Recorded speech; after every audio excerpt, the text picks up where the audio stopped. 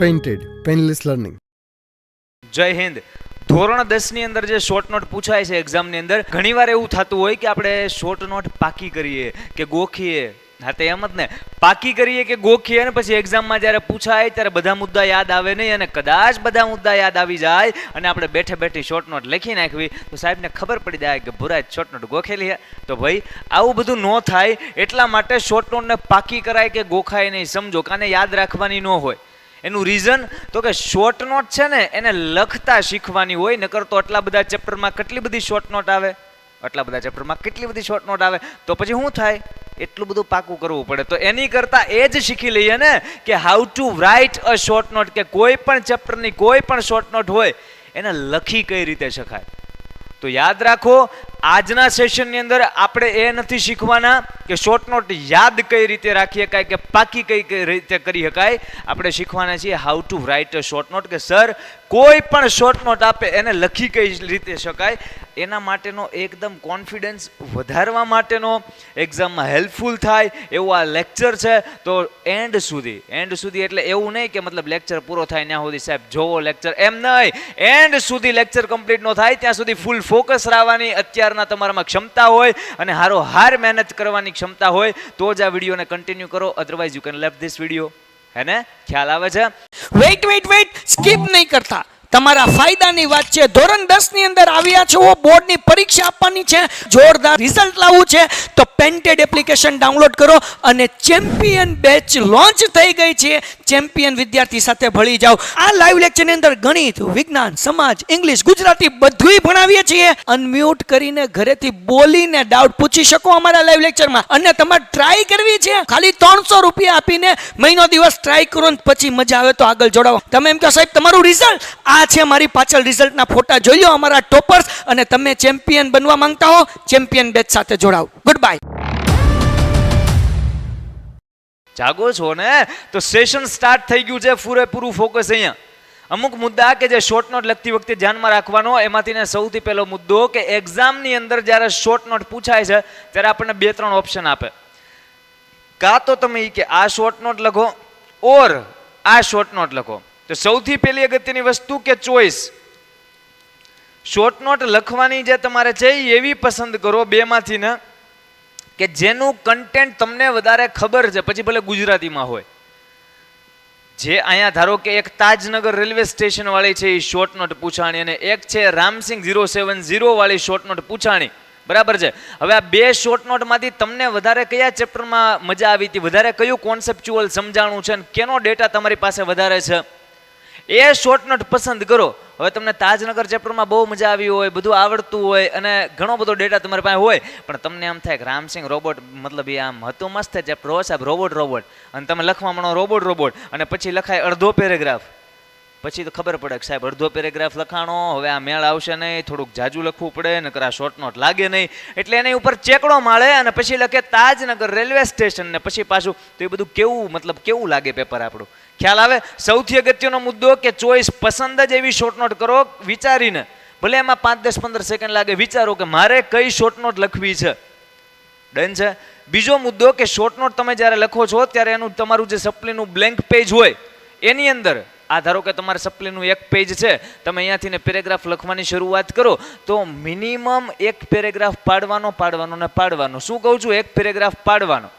Okay sir. બીજી વસ્તુ, ત્રીજી વસ્તુ તો કે શોર્ટ નોટ આખું પાનું ભરીને ન લખાય. તમારો કોઈ ચોપડો હોય, અહીંયા છે કોઈ ચોપડો, ઓકે અહીંયા પેજ છે, તમારું જે સપ્લીનું પેજ હોય એને તમે અહીંયાથી ને ધારો કે શોર્ટ નોટ પહેલી લાઈનથી લખવાનું ચાલુ કરો છો ને અહીંયા છેલ્લી લાઈન સુધી, તો કે સાહેબ આપણે પાંદડા બચાવવાના, પાના બચાવવાના, અને છેક સુધી ભર દેવી.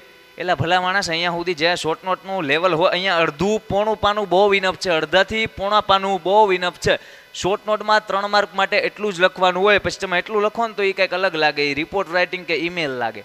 ખ્યાલ આવે છે? એવું આપણે કરવાનું. શોર્ટ નોટની રીતના લખો. અહીંયા પછી આ પેજ વધ્યું હોય તો એમાં બીજો કંઈ ક્વેશ્ચનનો આન્સર લખી નાખો, અથવા નવા પાનેથી નવા ક્વેશ્ચનનો આન્સર. ક્લિયર થાય છે? તો શોર્ટ નોટ લખતી વખતે એની સાઇઝ એ અગત્યની છે. 2 પાના ભરીને શોર્ટ નોટ લખો તો એને શોર્ટ નોટ ન કહેવાય, એ કંઈક અલગ જ છે, નિબંધ છે. ડન છે? તો વિધાઉટ વેસ્ટિંગ એની ટાઈમ હવે શોર્ટ નોટ લખવા તરફ આપણે આગળ જઈએ છીએ. કઈ રીતે લખવી એની પેટર્ન તમારે સમજવાની છે કે કઈ રીતના આપણે એને અટેન્ડ કરવાની છે. ડન છે? તો મસ્ત ફ્લોમાં આપણે ચાલુ કરીએ છીએ. એકાદું એક્ઝામ્પલ આપણે લઈએ. એક્ઝામમાં કોઈ પણ શોર્ટ નોટ પૂછાય ને તમે આ જ રીતના લખી શકો, પણ એના માટે એકાદું એક્ઝામ્પલ એને આપણે સમજવું જ જોવે ને કે સાહેબ આ શોર્ટ નોટ પૂછાડી કેમ લખવાનું, આમ લખવાનું. શીખીએ હાલો.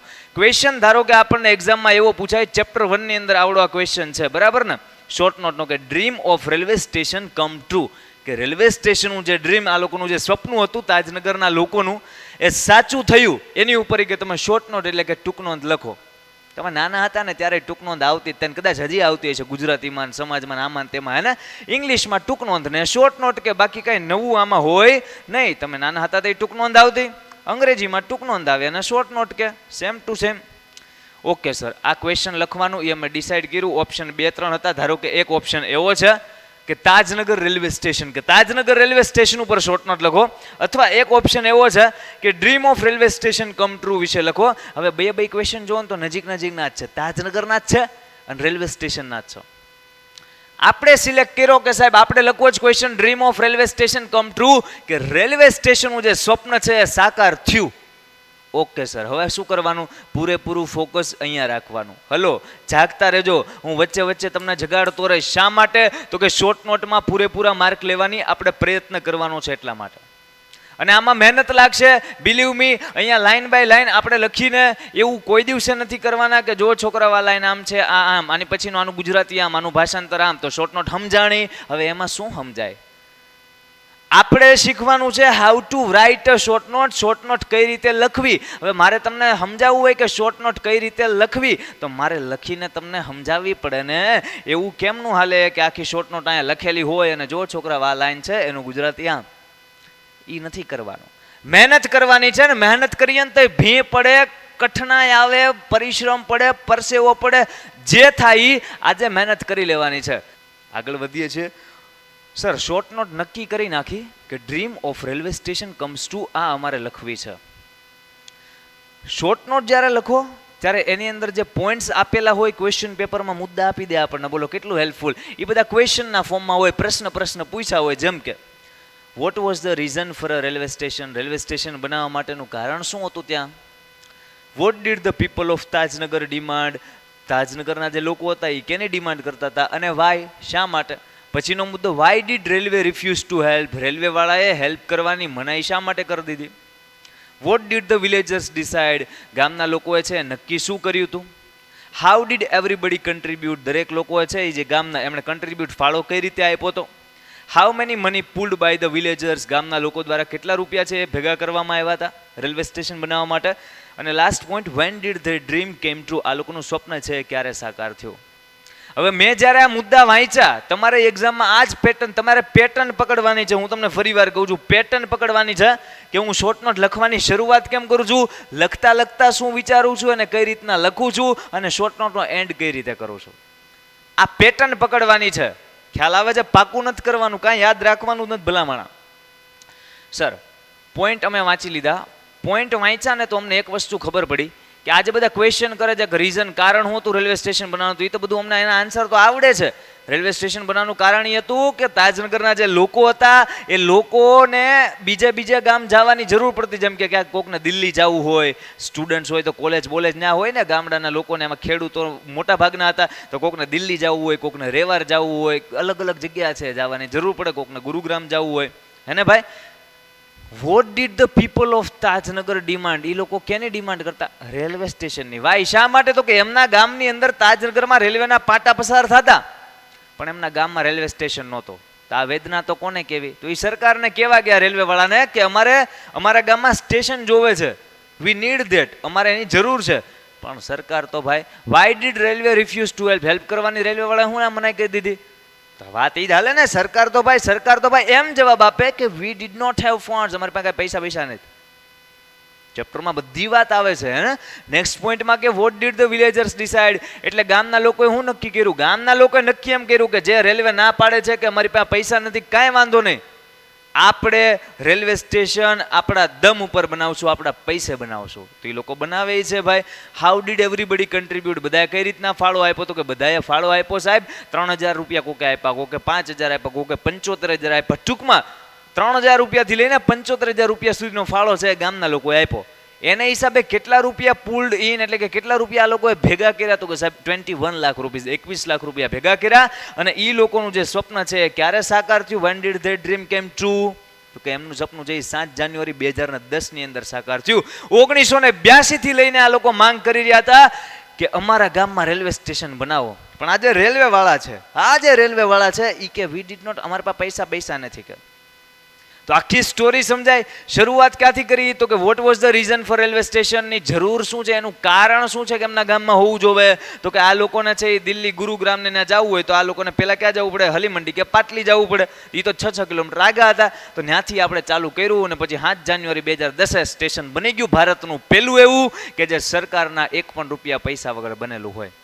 તો મસ્ત મજાની શોર્ટ નોટનો આપણે ફોર્મેટ મગજમાં બાંધી લીધું કે પોઈન્ટ્સ જે આપેલા છે એનો જ ઉપયોગ કરીને આપણને કન્ટેન્ટ ખબર પડી ગઈ કે અચ્છા આમાં તો આ લખવાનું છે. કેમ? તો કે આપણે ચેપ્ટર મસ્ત મજાનું ભણી ગયેલા છે, ખ્યાલ આવે છે. તો શોર્ટ નોટને અટેન્ડ કરતી વખતે સૌથી પહેલાં શું કરવાનું? શોર્ટ નોટ નક્કી કરવાની. સાહેબ નક્કી કરી પછી જે પોઈન્ટ્સ વાંચવાના. પોઈન્ટ્સ વાંચવાના એટલે હાંભળો આપ જવાબ મનમાં આવતા જ રહે કે આનો જવાબ આ, આનો જવાબ આ. હે સાહેબ, તો અમારે એમ કરવાનું કે શોર્ટ નોટનો જેદી આન્સર લખવી, જેદી એટલે હમણાં લખવી, હે ને, હમણાં આન્સર લખવી. તો પહેલો question what was the reason for a railway station, તો એનો આન્સર લખવાનો. પછી બીજો ક્વેશ્ચન, એનો આન્સર. ત્રીજો ક્વેશ્ચન, એમ 7 પ્રશ્ન આપ્યા, 7ના સવાલ જવાબ કરવાના નહીં, ક્વેશ્ચન આન્સર કરવા. એને છે શોર્ટ નોટ લખેલી નો કહેવાય.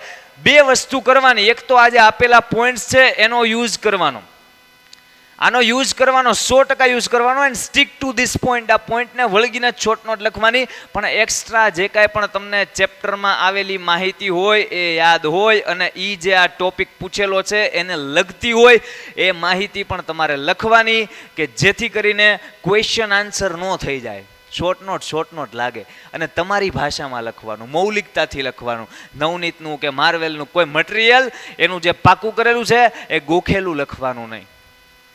ખ્યાલ આવે છે? તો અત્યાર સુધી કેટલી મિનિટથી આપણે ચર્ચા કરી રહ્યા? છેલ્લી 10-11 મિનિટથી આપણે ચર્ચા કરી રહ્યા છે. એની અંદર માત્ર આપણે એટલું સમજ્યા કે સર શોર્ટ નોટને અટેન્ડ કઈ રીતે કરવાની. હવે શીખીએ છીએ how to write a short note. Short note લખવી કેમ આવો શીખીએ. જો મહેનત થતી હશે, હું જાણું છું તકલીફ પડતી હશે, પણ અત્યારે જે તકલીફ પાડી દેશે એને જલસો જે આખું વર્ષ નહીં પાડે તો બાકી ઓપ્શન તો છે જ તે ને. હાલો શોર્ટ નોટ ગોખી નાખવી. આ ટેસ્ટમાં પૂરા માર્ક, કેમ કે આ એક ચેપ્ટરની ટેસ્ટ છે. આ ટેસ્ટમાં પૂરા માર્ક, કેમ કે આ એક ચેપ્ટરની ટેસ્ટ છે. ચેપ્ટરની 2 શોર્ટ નોટ તો પાકી થાય. હવે બધા યુનિટ ભેગી થાય ને બધી શોર્ટ નોટ આવશે ને બોર્ડમાં એમાંથી 2 પૂછાય ને એમાંથી 1 લખવાની હશે તો એ બધા પોઈન્ટ યાદ આવશે. ખ્યાલ આવે? એટલે પાકું કરવાનું નહીં. પાકું કરેલું ગોખેલું હોય ને એ ક્યારેક ભૂલાઈ જાય, પણ સમજેલા હોય ને વિથ કોન્સેપ્ટ કે કઈ રીતે લખવું તો એ તો આપણે હાથે લખવાનું હોય ને, તો એ કેમ ભૂલાય?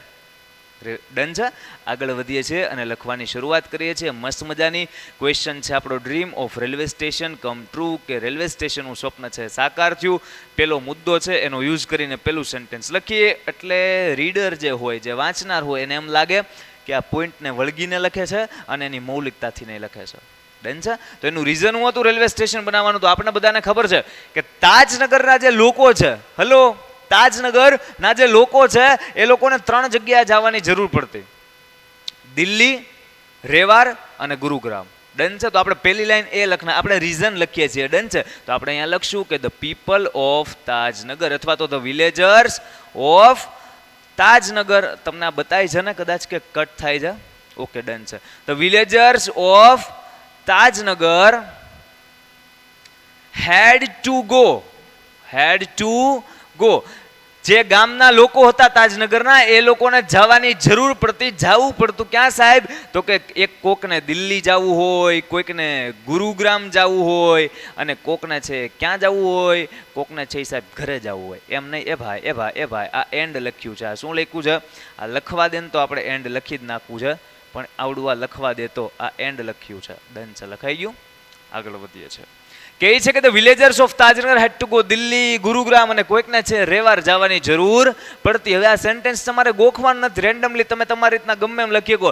ધ પીપલ ઓફ તાજનગર લખી શકો, વિલેજર્સ ઓફ તાજનગર લખી શકો, ધ રેસિડન્ટ્સ ઓફ તાજનગર, કાંઈ પણ ટૂંકમાં તાજનગરના લોકોને 3 જગ્યા જવાની પણ જરૂર પડતી, દિલ્હી, ગુરુગ્રામ ને રેવાર. તો આ મુદ્દો આપણને ખબર હોવી જોઈએ. ચેપ્ટરમાં આવે છે કે 3 જગ્યા આવડિયા અને ત્યાં આ ગામના લોકોને જવાની જરૂર પડતી. હવે તમે તમારા વાક્યમાં ગમે એમ એને ઢાળો, શું ફેર પડે? પોઈન્ટ આવી ગયો, ખ્યાલ આવે છે? એટલે બેઠું કોઈ દિવસે પાકું કરીને તમે લખો, એ સારું ન લાગે. આપણી મૌલિકતાથી જ આપણે શોર્ટ નોટ ટૂંક નોંધ લખવાની હોય અને એને ટૂંક નોંધ કહેવાય. ડન છે? The villagers of Tajnagar had to go Delhi, Gurugram and Rewari. પણ થાતું હું and for that they need to go. They need to go. આ હું સેન્ટેન્સ લખું છું ખબર? જો તાજનગરના લોકો છે ને દિલ્હી, ગુરુગ્રામ અને રેવાર જવાની જરૂર પડતી. એન્ડ ફોર ધેટ એટલે કે અને એના માટે ધે નીડ ટુ ગો, એ લોકોને બીજે ક્યાં જવું પડતું, ક્યાં જવાની જરૂર પડતી? તો કે આઈધર હલી મંડી ઓર સાહેબ પાટલી. પણ સાહેબ એમને કાં તો હલી મંડી જવું પડે ને કાં તો પાટલી જવું પડે, જો એ લોકોને દિલ્હી, ગુરુગ્રામ કે રેવાર જવું હોય તો. અને આ બે station and these both stations are 6 kilometre આઘા, 6 કિલોમીટર અવે ફ્રોમ તાજનગર. ભાઈ તાજનગરથી આવડા બે સ્ટેશન છે, કેટલા કિલોમીટર આગા હતા? 6 કિલોમીટર આગા. એટલે મુદ્દો સમજો, અહીંયા તાજનગર છે, આ તાજનગર છે, શું છે? આ તાજનગર છે. હવે તાજનગરના જે લોકો છે એને જવું છે દિલ્હી, કોઈકને રેવાર, કોઈકને છે ગુરુગ્રામ. તો અહીંયા રેલવેનું સ્ટેશન નથી, રેલવેના પાટા જાય છે. હવે પાટા હોય ને સ્ટેશન ન હોય, ટ્રેન શું લેવાનું ઊભી રહે? ન ઊભી રહે. ઓકે ડન છે સાહેબ. એટલે આ લોકો સરકાર પાસે જઈને કહેતા હતા પાટા છે, સ્ટેશન આપો. સરકાર કે પૈસો નથી. અહીંયા રેલવે સ્ટેશનના પાટા છે, સ્ટેશન નથી, ટ્રેન નથી ઊભી રહેતી, જવું છે આમ. પણ એની હાટું સ્ટેશન નથી તો ટ્રેન ન ઊભી રહે, તો પેલા જવું પડે આમ. એટલે પેલા કાં તો હલી મંડી જાય કાં તો આમ પાટલી જાય, પણ બે તાજનગરથી 6 કિલોમીટર આગા છે. એટલે પેલા આમ જવું પડે, આમ ગયા. હવે નાથી પાછા આવ્યા, એટલે આપણું ગામ પાછું આવ્યું અને પછી પાછા દિલ્હી કે રેવાર કે ગુરુગ્રામ. તો મુદ્દો સમજાય છે? જો ફરી વાર, the villagers of Tajnagar had to go Delhi, Gurugram and Rewari. તાજનગરના જે રહેવાસી હતા એને દિલ્હી, ગુરુગ્રામ અથવા તો રેવાર જવું પડતું. એન્ડ ફોર ધેટ, અને એના માટે ધે નીડ ટુ ગો, એ લોકોને બીજે ક્યાં જવું પડતું? કે આમ જવું પડતું, આઈધર હલી મંડી ઓર પાટલી, કાં તો હલી મંડી કાં તો પાટલીમાં. એન્ડ ધીઝ બોથ સ્ટેશન, અને આ બે stations are 6 kilometre away from Tajnagar. એ તો તાજનગર સાહેબ 6 કિલોમીટર આગા હતા. મુદ્દો સમજાય છે? હવે નેક્સ્ટ લાઈનમાં આપણે શું લખીએ કે જો નેક્સ્ટ લાઈન આપણે કન્ટિન્યુ કરવી હોય ને તો એકાદો મુદ્દો પહેલા જોઈ લઈએ એટલે આપણને સેજ છે હેલ્પ મળી જાય. અહીંયા કહે છે what did the people of Tajnagar demand. એ લોકો શું ડિમાન્ડ કરતા અને વાય, શા માટે ડિમાન્ડ કરતા? હવે જો આપણે આપણા ચેપ્ટરની રીતના તમે સમજો ને તો ચેપ્ટરની અંદર પોઈન્ટ તો સાઈડમાં ગયા, ચેપ્ટરની અંદર આ વસ્તુ આવે છે જે હમણાં અમે તમને સમજાવી. આ લોકોના ગામમાંથી શું પાસ થાય છે? રેલવેના ટ્રેક્સ, રેલવેના પાટા. પણ ત્યાં ટ્રેન ઊભી નથી રહેતી, એનું રીઝન શું? સ્ટેશન જ સાહેબ, શું કામ ઊભી રહે? તો બસ આ વસ્તુને તમે લખી શકો ને કે જે રેલવેના પાટા છે આમના ગામમાંથી પસાર થાય છે પણ અહીંયા ટ્રેન ઊભી રહેતી નથી, એટલા માટે આ લોકો શું ડિમાન્ડ કરે છે? તો કે રેલવે સ્ટેશનની. ક્લિયર થાય છે? અને આ ડિમાન્ડ આ લોકો ક્યારથી કરે છે? 1982 થી. તો મસ્ત મજાના પોઈન્ટ્સ ભેગા થતા જાય છે, તો એને આપણે જે રીતના બોલીએ છીએ એ પ્રમાણે લખતા જાય સિમ્પલ લેંગ્વેજમાં.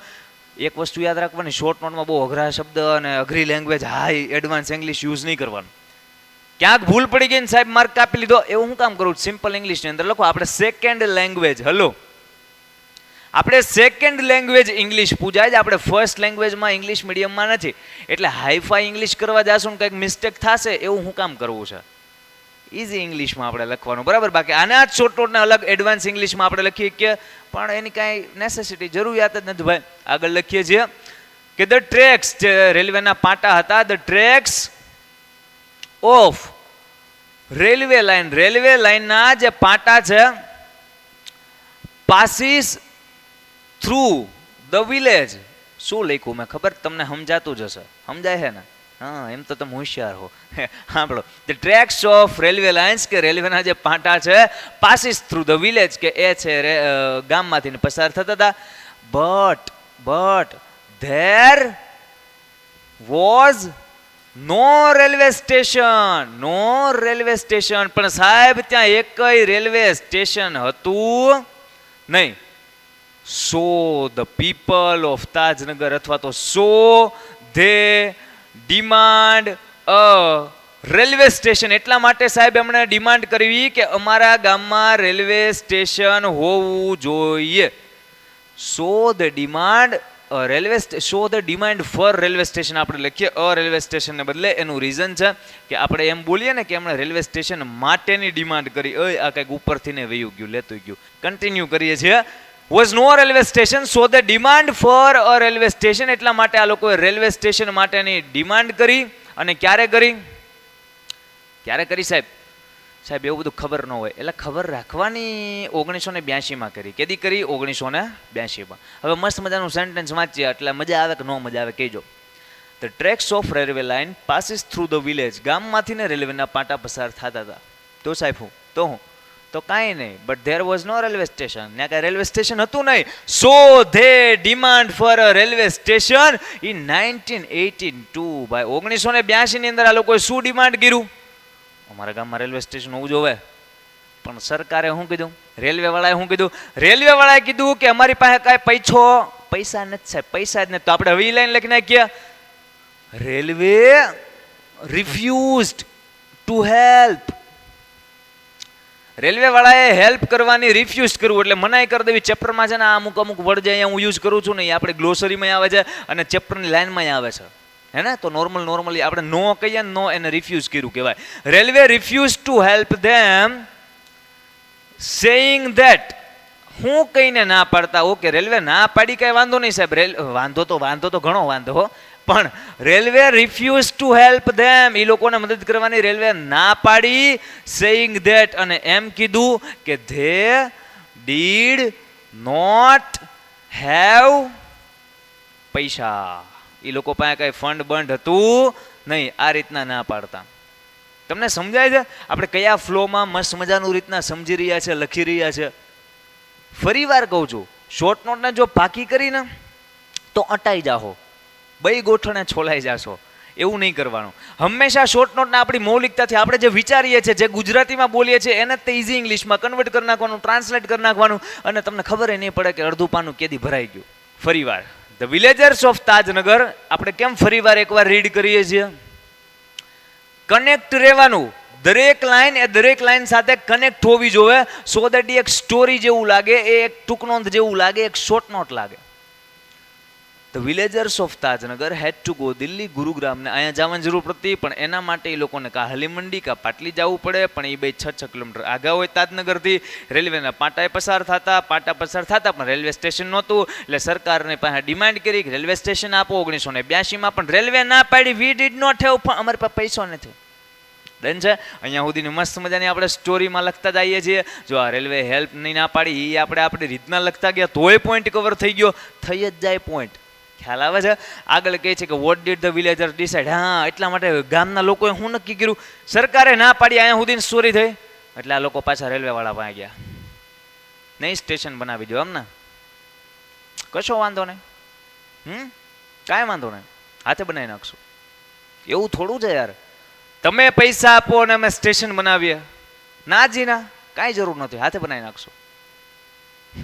બસ એમ જ તે નક્કી કરી. આવી જ મીટિંગ થઈ અને પછી આ લોકો હાથે રેલવે સ્ટેશન બનાવશે. તમે જોઈજો. ઓકે, ડન છે. હાલો સાહેબ, આગળની સ્ટોરી આપણે લખતા જઈએ છીએ.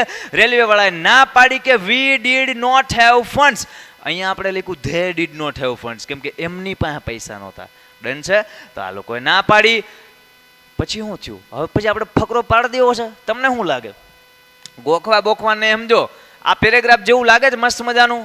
એટલે હા એ સાહેબ લાગે, પાડી દો. હા, તે ફકરો પાડી દઈએ. બરાબર છે? રેલવે વાળાએ ના પાડી એટલા માટે ધ વિલેજર્સ ઓફ તાજનગર, અથવા તો જે વિલેજર્સ છે ગામના લોકો, ડિસાઇડેડ, એ લોકોએ ડિસાઇડ કર્યું ટુ બિલ્ડ અ સ્ટેશન. એ લોકો સ્ટેશન બનાવશે એવું નક્કી કર્યું. અને કઈ રીતે બનાવશે? તો કે ઓન ધેર ઓન, એટલે કે પોતાની રીતે બનાવશે. હવે ઓન ધેર ઓન ની બદલે તમે એમ લખી શકો કે villagers decide to build railway station. Hello, speed વધારે લાગે છે? હું બોલું સ્પીડ વધારે લાગે છે? નોર્મલ છે સમજો.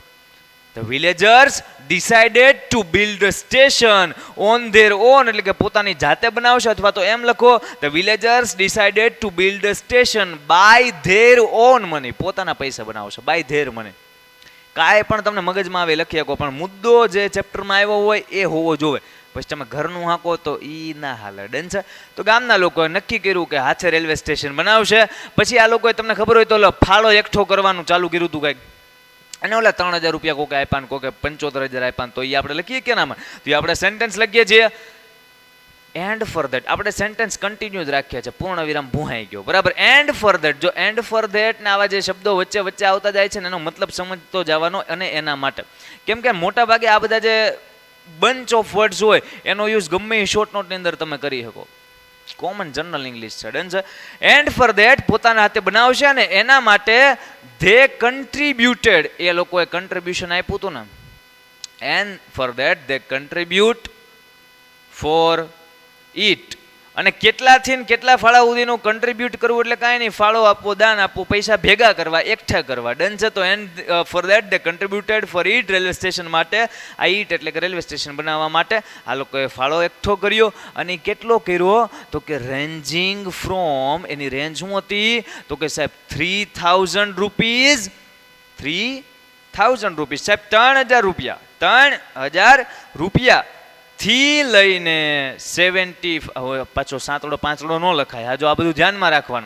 અહીંયા તમે લખો છો 3 નો સ્પેલિંગ, અને અહીંયા પછી પાછો 75,000 લખો તો અલગ અલગ અંગ્રેજી લાગે.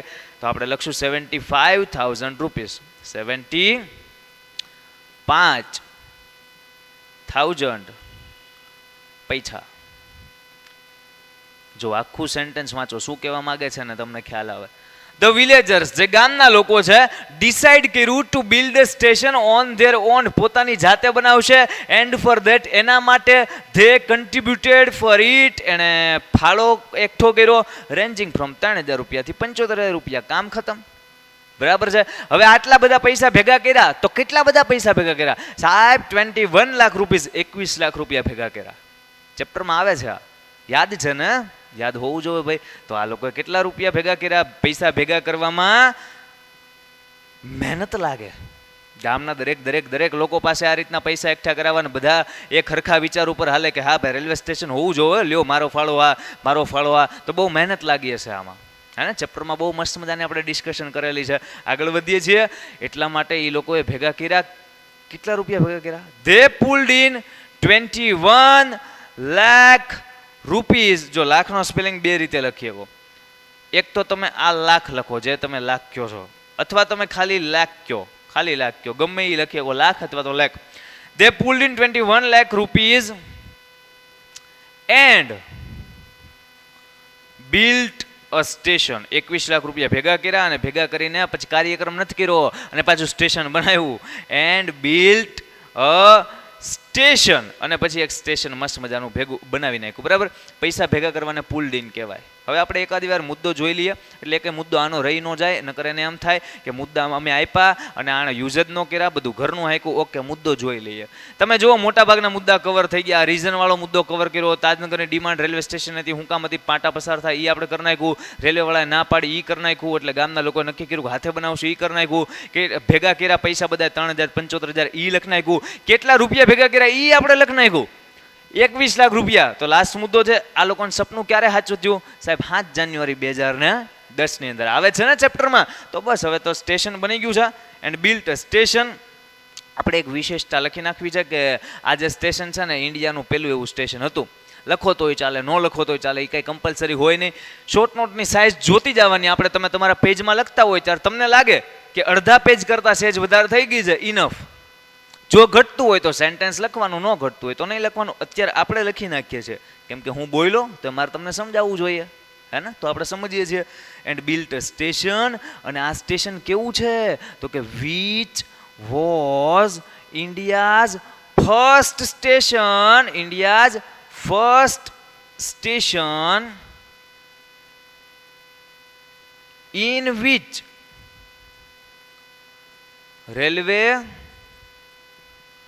રેલવેમાં WAY આવશે. અહીંયા એ લખીશ તો વાય હમા હે નહીં, હમાઈ ગયો. India's first station in which railway did not help by the funds. શું લખ્યું સમજો.